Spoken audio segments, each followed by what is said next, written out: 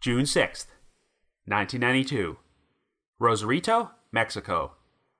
While vacationing at a beachfront condo, 29-year-old Los Angeles resident Mario Amado is arrested by the local police after an alleged altercation with his girlfriend. Shortly thereafter, Mario was found dead inside his jail cell, and the police ruled that his death was a suicide after he hanged himself with his own sweater. After Mario's brother pushes for a new investigation, his death is eventually reclassified as a homicide, and a police officer named Jose Antonio Verduzco Flores is charged and convicted of Mario's murder. However, Verduzco's conviction is soon overturned and he is released from prison, so there are no conclusive answers about Mario's death. After that, the trail went cold.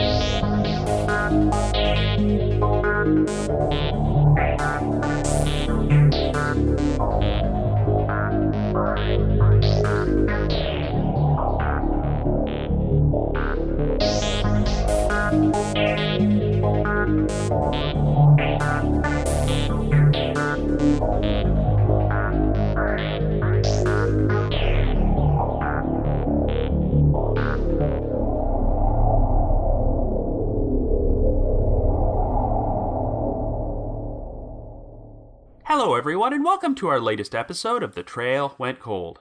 I'm your host Robin Warder, and we're going to be exploring a controversial case which was initially ruled to be a suicide, the unexplained 1992 death of Mario Amado. This case was once featured on Unsolved Mysteries, and Mario was an American citizen who went on vacation to Mexico with his brother, Joe Amado, and their respective girlfriends, before he was arrested by the police for public drunkenness and disorderly conduct. Shortly after Mario was taken into custody, Joe was informed that his brother had hanged himself in his jail cell in an apparent suicide, but since there were so many suspicious discrepancies surrounding Mario's death, Joe fought very hard for a new investigation, so much so that the case wound up causing some major friction in the diplomatic relations between the United States and Mexico. Now, Unsolved Mysteries featured a number of stories about suspicious suicides in which the victims' loved ones believed that foul play had taken place, but this is one of the very rare ones in which the family's crusade for justice wound up getting the death reclassified as a homicide. Not only that, but a Mexican police officer named Jose Antonio Verduzco Flores wound up being charged with Mario's murder, but shortly after Verduzco was found guilty at trial, an appellate court overturned his conviction and he was released from prison. The whole situation is fraught with controversy because Verduzco has always maintained that he was not even on duty when Mario was killed and was made into a convenient scapegoat. Well, regardless of Verduzco's innocence or guilt, the Amado family has always believed that multiple people were involved in Mario's death, and there was a conspiracy to cover the whole thing up. This case has never received a conclusive resolution, so we're going to explore this frustrating situation on today's episode and try to figure out what really happened. However, before we get started, just a quick reminder that The Trail Went Cold is a weekly podcast, which is currently available for download on several platforms, including Apple Podcasts, Stitcher, Google Podcasts, and Spotify. So if you like this podcast, be sure to subscribe to it, and please leave us a rating or a review on any of those sites to help spread the word and garner us more exposure. The Trail Went Cold is on Patreon, so if you would like to learn how to support the show, please visit our page at patreon.com/thetrailwentcold. For as little as $1 a month, you can garner access to exclusive rewards, which may include stickers and thank you cards, early access to episodes, and bonus content. So with all that out of the way, let us now explore the death of Mario Amado.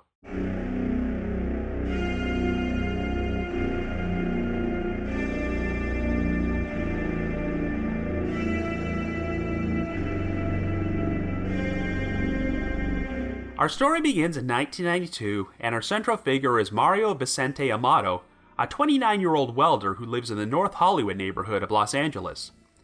Mario has a total of 2 brothers and 2 sisters, and works as a welder in his family's recycling and wrought iron business.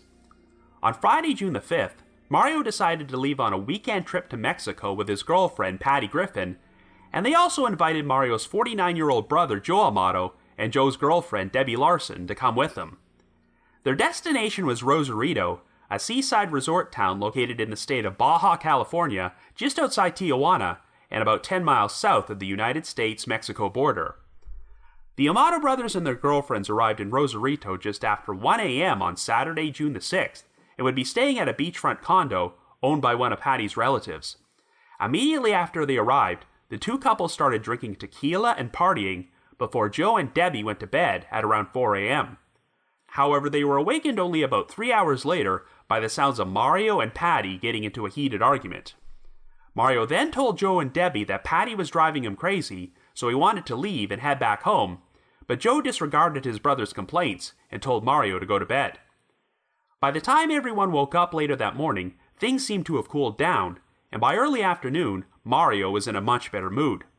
He told his brother that he was heading to a nearby bar, and Joe and Debbie soon left the condo and spent the next several hours taking a romantic drive along the coast of Baja California. The couple returned to the condo at around 6:30 p.m., but were surprised to discover that Joe and Patty were not there and the front door was locked. Joe then spoke to one of the housekeepers who worked at the condominium complex, who told him that the police had shown up there a few hours earlier because of some domestic issues. Debbie noticed that one of the windows for the condo's kitchen appeared to have been forced open, so she managed to crawl through it and noticed some broken glass on the kitchen floor. After Debbie let Joe inside, a quartet of officers from the Rosarito Municipal Police soon showed up at the condo and asked for Patty Griffin.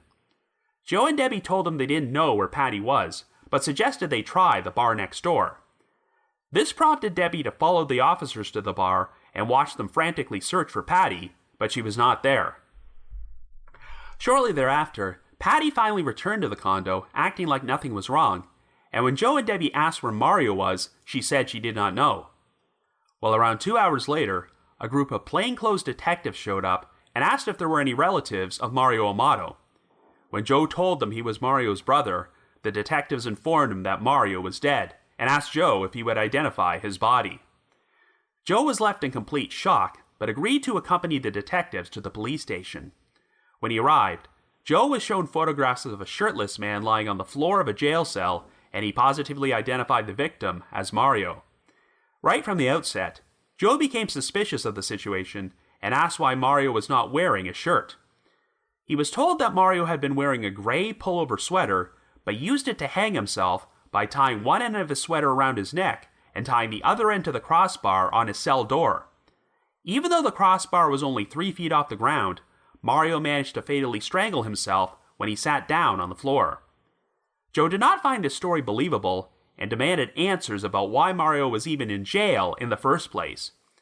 Well, it turned out that earlier that afternoon, shortly before 4:30 p.m., Mario and Patty had gotten into a heated argument in which he reportedly struck her. When residents from the condominium complex reported this to a security guard, he contacted the Rosarito Municipal Police. When the police arrived at the condo, they discovered that Mario was intoxicated and Patty had kicked him out. She confirmed that Mario had struck her, but while she told the police she did not want to file assault charges, Patty did file a complaint against him for being drunk and disorderly. Police also claimed there were witnesses who reported having seen Mario and Patty consume cocaine and marijuana throughout the day. Mario was subsequently arrested for public drunkenness and disorderly conduct and taken to Rosarito Beach's municipal jail. The police told Joe that they were not planning to formally charge Mario with any crimes, but only wanted to place him inside a holding cell until he sobered up, and he would then pay a fine.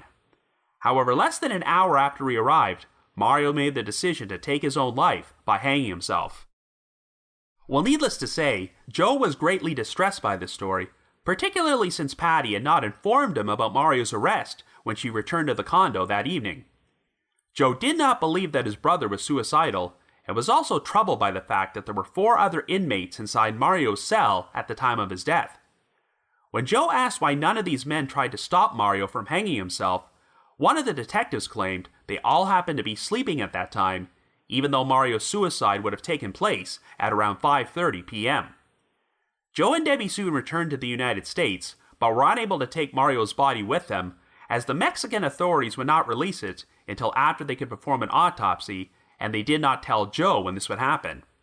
After a week, the autopsy took place, and it listed Mario's official cause of death as a loss of oxygen to the brain from hanging himself. However, Joe managed to speak with one of the Mexican paramedics who examined Mario's body, and he expressed his belief that Mario had been in a fight prior to his death and suffered internal injuries. Joe also learned that the toe tag on Mario's body had misidentified him under the wrong name, Vicente Amador. He suspected that this mistake was intentional, as the police may have hoped that the body would remain unclaimed and they could eventually cremate it in order to destroy potential evidence. When Mario's body was finally returned to the United States, Joe hired an independent pathologist to conduct a second autopsy, which uncovered internal injuries to Mario's liver, including the presence of 3 cups of blood in the liver capsule. This suggested that Mario had received sharp punches to his abdomen, and the pathologist concluded that Mario likely would have passed out or gone into shock from internal bleeding, making it impossible for him to hang himself. Well, Joe had now made it his personal mission to seek justice for his brother, and he organized protests at the Mexican consulate in Los Angeles and the US-Mexico border, where demonstrators wore t-shirts with Mario's picture on them.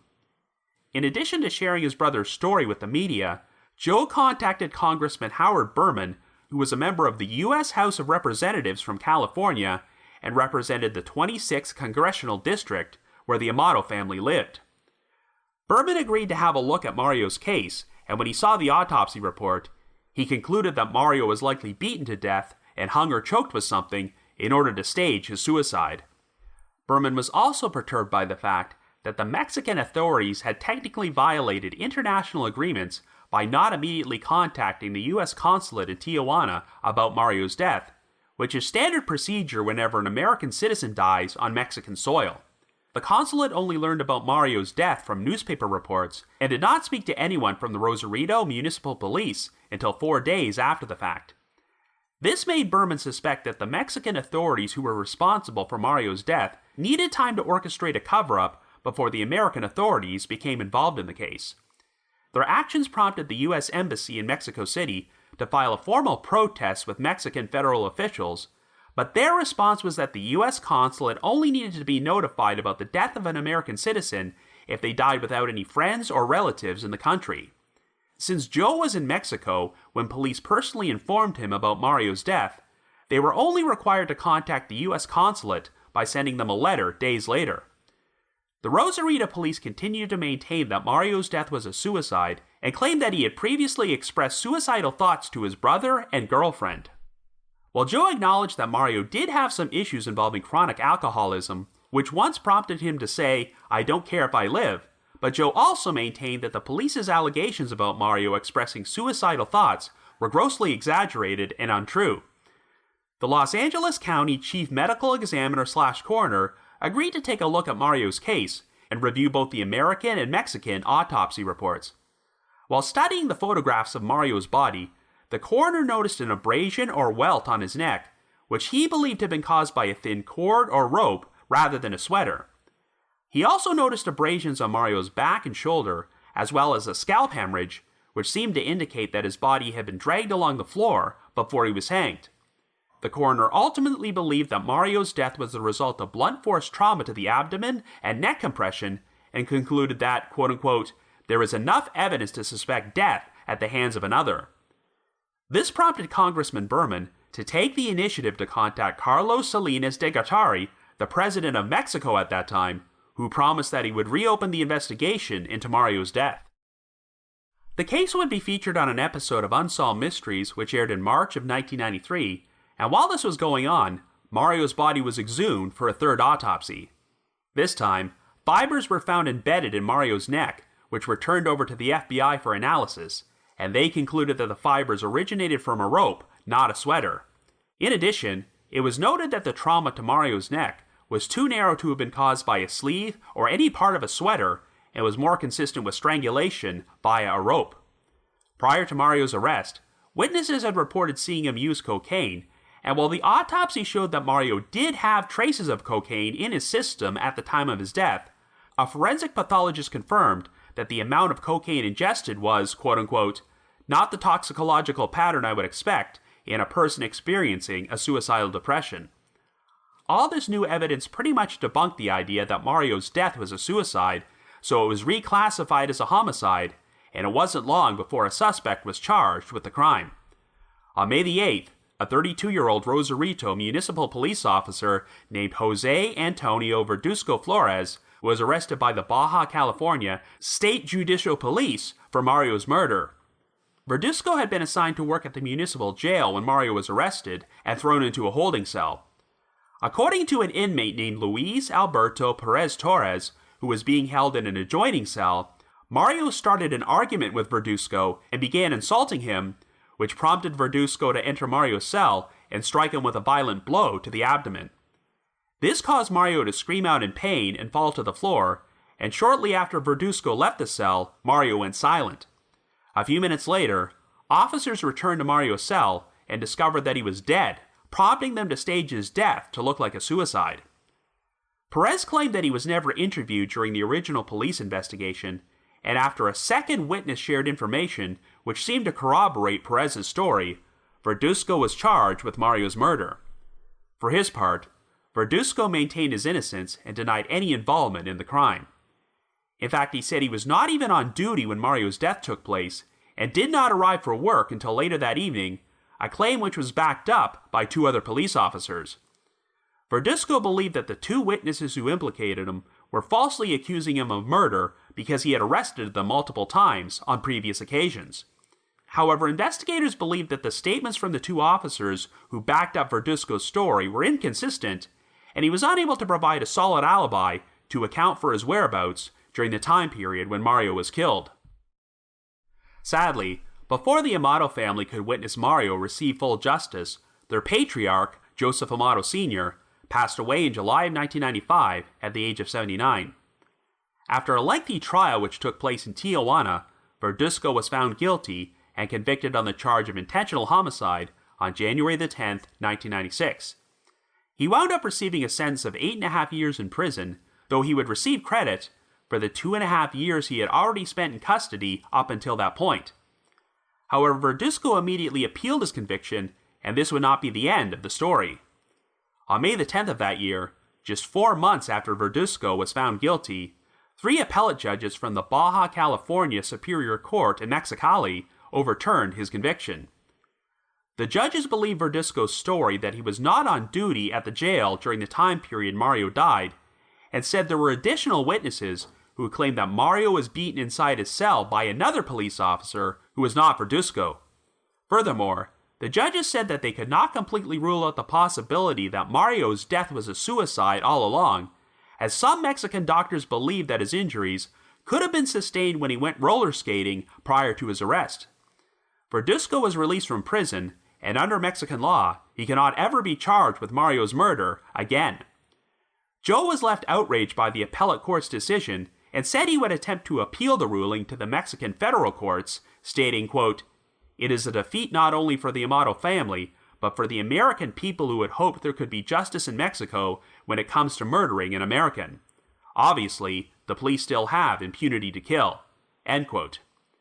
Even after Verduzco was arrested, Joe had openly stated that he was not completely satisfied with the investigation, as he believed there were likely multiple officers involved in Mario's death who needed to face punishment. Following Verduzco's release, Congressman Berman demanded that Mario's case be reopened, but the Baja California Attorney General said that prosecutors would first need to conclusively determine if Mario was murdered and that a crime actually took place. Well, unfortunately, it does not seem like this ever came to fruition, as Mario's story would completely fade from the spotlight and no other suspects were ever charged. So after 30 years, there's still no conclusive answers about who was actually responsible for the death of Mario Amado. So I guess you could say, the trail went cold.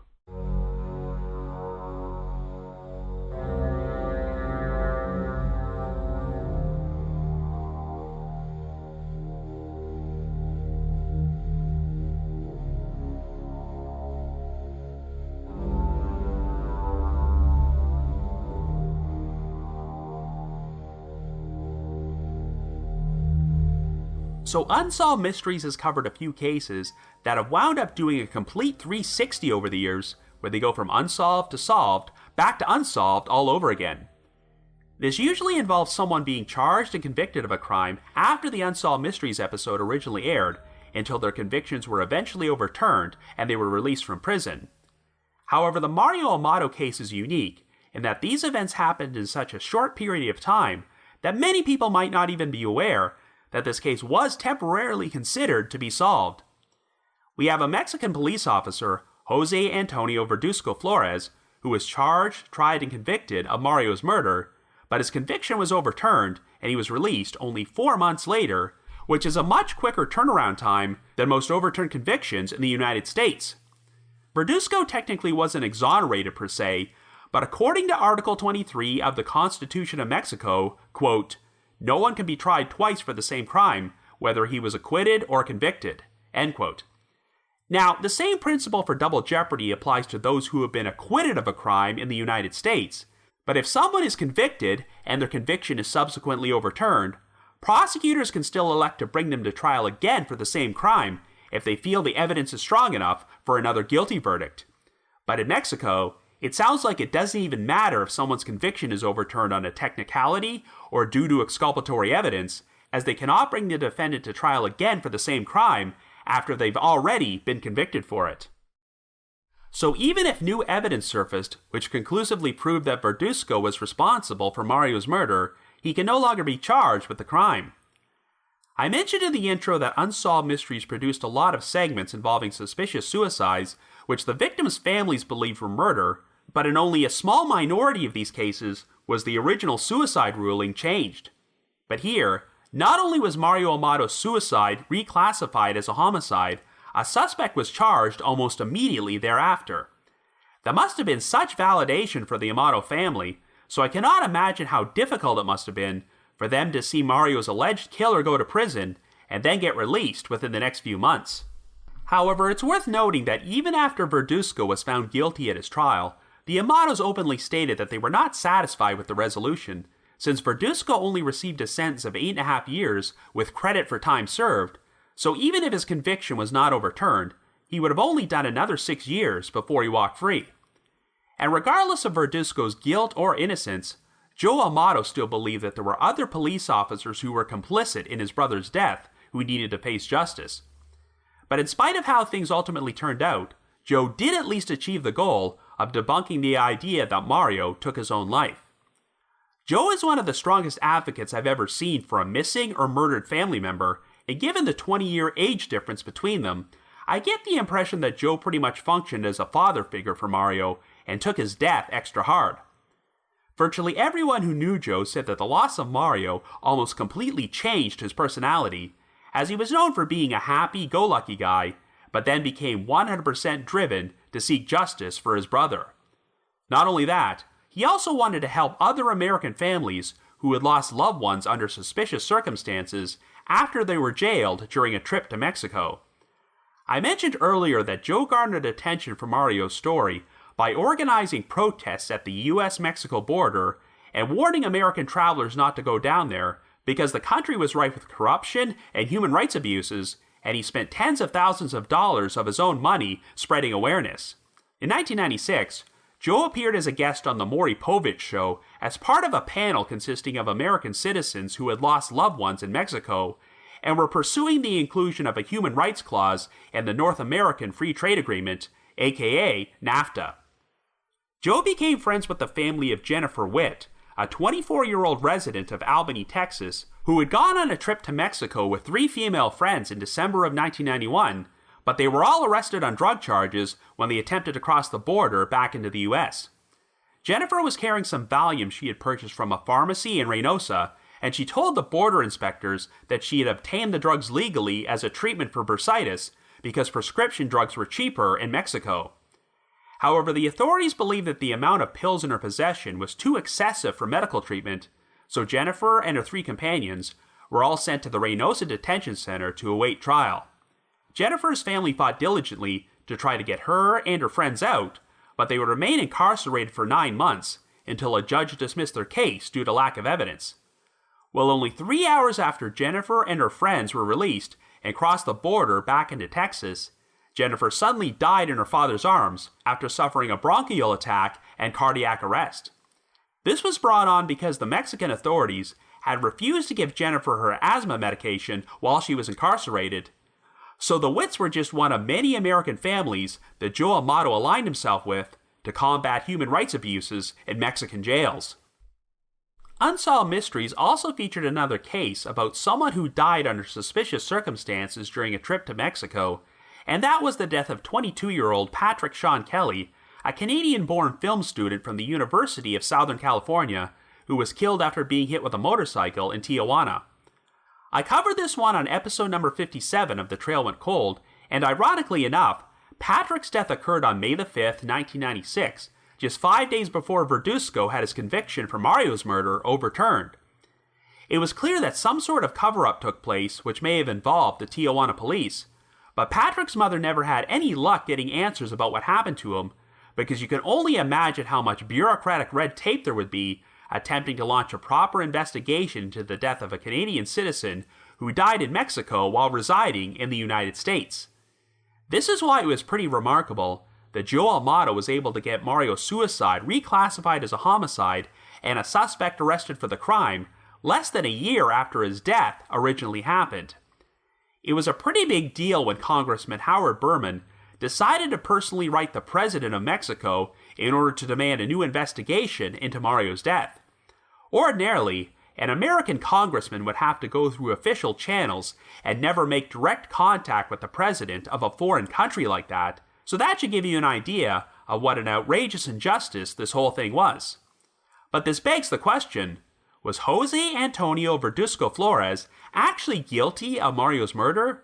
Or was he just made into a convenient fall guy because the Mexican authorities were facing intense pressure from the US and needed to make this case go away? Well, before we talk more about that, we have to go back to the very beginning. One of the rationales used by the 3 appellate judges to overturn Verduzco's conviction is that they still couldn't be 100% certain that Mario's death was not a suicide, but I really don't think there should even be much of a debate. While we don't really know all that much about Mario's background, it does sound like he had some personal issues, as even his own family acknowledged that he struggled with chronic alcoholism. In spite of this, Joe insisted that Mario never would have taken his own life, and yes, while we always see family members say this in cases involving suspicious suicides, the physical evidence in this case doesn't lie. No matter what Mario's mindset might have been at the time, this doesn't change the fact that rope fibers were found in his neck, which completely debunks the official cover story that Mario hanged himself with his own sweater. It's also very unlikely that he could have hanged himself from a crossbar located 3 feet off the ground, and Mario had a number of internal and external injuries which were never adequately explained. I think it's very clear-cut that Mario was the victim of foul play, and dredging up the suicide theory again seems like a cheap attempt by the Mexican authorities to avoid investigating other suspects besides Verduzco for Mario's murder. Now, regardless of how much of an alcoholic Mario might have been, it sounds like he was intoxicated at the time he was arrested by police, and the autopsy showed that he had been using cocaine prior to his death. And if the allegations about Mario striking his girlfriend, Patty Griffin, are true, then this does indicate that he was a troubled individual, but of course, this doesn't mean that he deserved to be murdered by the police. Patty is definitely the big wild card in this story, as her role in this situation is a bit murky. While Joe and his own girlfriend Debbie were very outspoken about Mario's case and were interviewed during the Unsolved Mysteries segment, Patty has never openly discussed the topic.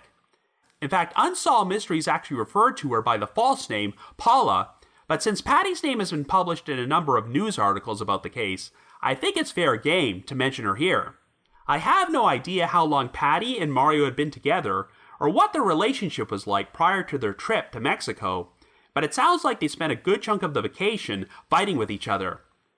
On the day of Mario's death, they woke Joe and Debbie up at 7 a.m., and Mario was so angry that he wanted to leave and head back home. During her Unsolved Mysteries interview, Debbie says that she found this quite unsettling because Mario really liked Patty, and she wondered what could have happened between them to make Mario so angry that he wanted to take off. Even though it sounds like things cooled down for a while, Mario and Patty wound up fighting so loudly later that afternoon that the Rosarito police were called in. The official version of events is that Patty did not want to file assault charges, but she did file a complaint against Mario for being drunk and disorderly, which is why the police took him into custody, though they maintained that they were only planning to issue him a fine and just put him in the holding cell to give him time to sober up. However, one detail about this case which doesn't get discussed much is the open window in the kitchen, which left broken glass on the floor and allowed Debbie to re-enter the condo after she and Joe were locked out. None of the sources I've seen explain when or how that window was broken. If it was the result of an altercation between Mario and Patty, then this would indicate that their fight was pretty serious, but if the police broke the window, then perhaps the official story about Mario's arrest is not entirely truthful. So let's look at the timeline. Joe and Debbie said the police first showed up shortly after they returned to the condo at 6:30 p.m. and were looking for Patty. Since Mario was arrested at around 4:30 and was believed to have been killed less than an hour later, this might mean that the police wanted to inform Patty about what happened to him. But oddly, when Patty returned to the condo a short time later, she didn't say anything to Joe and Debbie about Mario being arrested and only said she didn't know where he was. And another 2 hours would pass before the group of detectives arrived to inform Joe about Mario's death. So why did Patty not make any mention of what happened? And where was Patty during that window of time between when Mario was arrested and when she returned to the condo? We know that Debbie followed the police when they searched for Patty at the bar next door, but she wasn't there at that time. I mean, I'm not trying to imply that Patty was complicit in Mario's murder, but her behavior here is very odd, and since she's never publicly spoken about the situation, there are so many unanswered questions. Did she first learn about Mario's death at the same time Joe did? What was her initial reaction to the situation? Did she actually believe the suicide story? I guess I can see Patty wanting to distance herself from this case in order to avoid undue publicity, and it's worth mentioning that Joe and Debbie have never pointed any fingers at Patty and openly accused her of anything. If the allegations are true that Mario struck Patty, then she may be another innocent victim in this whole situation who never envisioned that her boyfriend would wind up dead in police custody. Honestly, given Mario's behavior at the time of his arrest, the scenario presented by the eyewitnesses who implicated Verduzco does sound pretty plausible. The story goes that when Mario was placed in the holding cell, he became belligerent and insulted Verduzco, which led to the officer giving him a sharp blow to the abdomen, which turned out to be fatal. The responsible party may not have intended to kill Mario, but once this happened, they knew they had to fabricate a cover story involving suicide. It's unclear if the rope was wrapped around Mario's neck before or after he was dead, but this was probably done to create marks in order to simulate a hanging. But since there would not be a plausible reason for Mario to have a rope inside his cell, their suicide scenario had to involve him hanging himself with a sweater. It would not surprise me at all if this is exactly what happened, but the big question is whether or not Verduzco was the actual perpetrator. Well, one of the big issues is that since Verduzco's trial took place in Mexico, there aren't many available sources out there which provide specific details about it. While Verduzco's arrest, his guilty verdict, and the overturning of his conviction were reported in some American publications, such as the Los Angeles Times, none of them provided any real coverage of the actual trial itself, which was apparently quite lengthy. I'm guessing that the majority of the reporting was likely done in Spanish-language publications from Mexico, and without more details about the actual case against Verduzco, I really can't form too much of a strong opinion about his guilt or innocence. It seems like the primary evidence which led to Verduzco's arrest was the testimony of at least 2 eyewitnesses who claimed they saw him kill Mario inside his cell, but Verduzco's defense attorney alleged that these witnesses were unreliable and only trying to get revenge on Verduzco because he had arrested them in the past. Verduzco has always maintained that he was not even on duty at the jail during the time period of Mario's death, a claim which was backed up by at least 2 of his fellow officers, but of course, the counterpoint is that these officers could have been lying in order to protect him. But one of the points the appellate judge used as grounds to overturn Verduzco's conviction is that there were apparently additional witnesses who reported seeing another officer besides Verduzco beating up Mario. But who were these witnesses, and did they testify at the trial? Did they not come forward until after Verduzco was convicted? What makes their account more reliable than the eyewitnesses who implicated Verduzco? If they identified another officer, why wasn't this person arrested for the crime? One detail about Mario's so-called suicide, which Joe found particularly unbelievable, is that he could have hanged himself in the presence of 4 other cellmates who were all conveniently sleeping when it happened. But this logic goes both ways as well. If Mario was murdered and his suicide was staged, did this take place in the presence of these 4 other cellmates? A few months ago, I released an episode about the death of Andre Jones, another case from Unsolved Mysteries about a victim who supposedly hanged himself while he was in jail.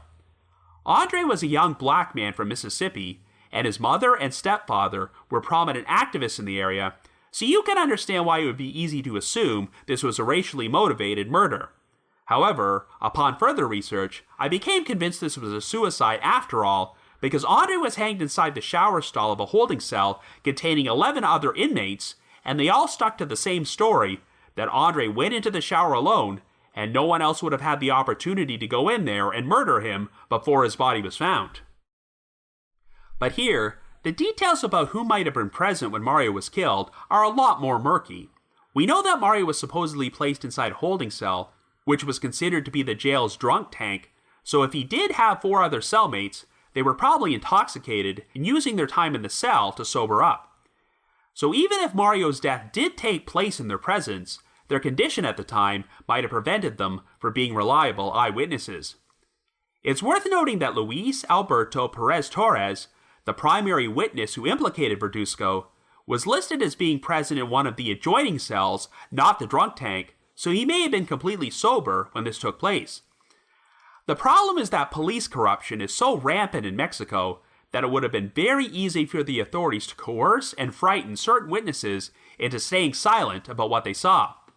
But alternatively, if Verduzco was not actually Mario's killer, then I could see some higher-ups coercing witnesses into identifying him as the perpetrator. After all, Mario's death had become a diplomatic nightmare between the US and Mexico, which now literally had the attention of Mexican President Carlos Salinas de Gortari, so the problem just wasn't going to go away, and perhaps someone in power thought Verduzco would make a convenient fall guy. Once again, without many specific details about Verduzco's trial or the investigation which led to his arrest, it's hard to really know how much he was involved, but it is interesting how quickly Verduzco was arrested after Mario's suicide was officially reclassified as a homicide. Even if Verduzco had served his full 8.5-year sentence, that still would have been a pretty light punishment for the crime of intentional homicide. I also find it pretty sketchy how Verduzco's conviction was overturned only 4 months after the guilty verdict, almost as if this trial had been done completely for show to temporarily appease the American authorities. When the Mexican authorities started pushing forward the suicide theory for Mario again, it was almost like they hadn't learned a thing, and this gave them a convenient excuse not to pursue any alternate suspects besides Verduzco. Since Verduzco could not be charged with the crime again, they could just throw up their hands and say, "Hey, nothing else we can do." If this was the strategy, then it technically worked, since the story completely faded from the spotlight after Verduzco was released, and I doubt that anyone is still actively working on an investigation. I do agree with the assessment that if Verduzco was guilty all along, there were probably other police officers who were complicit in Mario's death and assisted with the cover-up. The whole situation has got to be a major disappointment for the Amado family, particularly Joe, who fought so hard to see justice for his brother. But even if this did not lead to anyone serving serious prison time, at least Joe still managed to clear Mario's name in a way and have his death officially reclassified as a homicide. I've seen enough cases involving suspicious suicides to know that this is an extremely difficult thing to accomplish, so at least the Amado family can take comfort in that. However, if there are others who have gotten away with their roles in this crime, it would be nice to see them receive punishment, so if by chance you happen to have any information on the death of Mario Amado, please contact the appropriate authorities. But if you just have your own thoughts about what happened, feel free to leave me a comment or send me an email to robin.warder@icloud.com. That's robin.warder@icloud.com. Now the reminder that The Trail Went Cold is on Patreon, so please visit patreon.com/thetrailwentcold to learn how you can support our podcast and become eligible for some pretty neat rewards. This past month, I released a bonus episode in which I did something a little different from the norm and listed my top 10 favorite movies that were based on true crimes. In addition, I dropped an exclusive bonus episode from my spin-off podcast, The Path Went Chili, in which myself and my two co-hosts, Jules and Ashley, cover yet another case from Unsolved Mysteries, the 1986 murder of Chaim Weiss. And for our patrons in Tier 3, I've recorded another new audio commentary track which can be played over a classic episode of Unsolved Mysteries. I just wanted to give another shout out to my supporters at the Unsolved Mysteries message board at the Sitcoms Online forum and the Unresolved Mysteries subreddit. I need to provide a big thanks to Miguel Foote, who edits and assembles this podcast together for me, and Vince Nitro, who composes the eerie music you hear on every episode. If you haven't already, you can like us on Facebook, follow us on Twitter, or leave us a rating or review on Apple Podcasts, Stitcher, Google Podcasts, or Spotify. So have yourselves a good week and join us next Wednesday for another brand new episode of The Trail Went Cold.